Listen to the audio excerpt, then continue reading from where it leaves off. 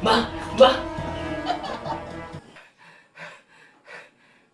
Oh, bakit humahangos ka? Si pare. Nakasali sa tawag ng tanghalan. Pinapalawas na siya sa 1 linggo. Ay inatanong ako ni pare kung ako daw ay maalam kumanta. Yun ang hindi niya alam. Pag narinig ni pare yung aking ginantuang tinig, mapapabilib yun. At saka baka matalo ko pa siya. Talaga? Di ba mapanood kita sa TV? Mag-iinsayo na nga ako.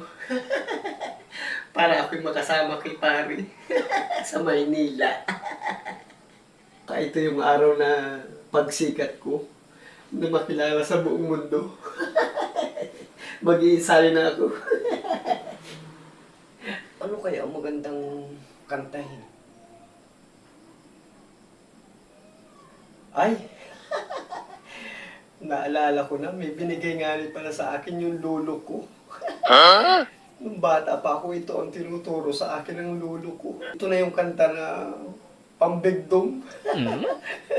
Pang-Araneta Coliseum. Nasaan nga pala yun? Nandito sa wallet ko yun eh.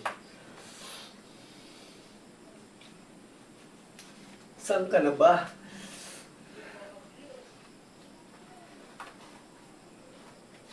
Ay, ito nakasingit. Ito na. Matagal ko na itong tinago. Ilang dekada na. Nakatago ito sa wallet ko. Itong kanta na ito na tinuro sa akin ng lolo ko. Pag napakinggan ito ni pare,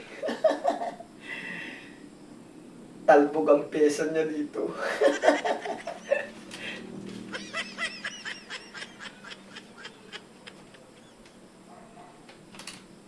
Ito na. Bahay po kahit munti ang halaman doon ay sari-sari, singkamas at talong, sigarilyas at mani, sitaw, bataw, patani. Ang ganda. Ang ganda ng lyrics.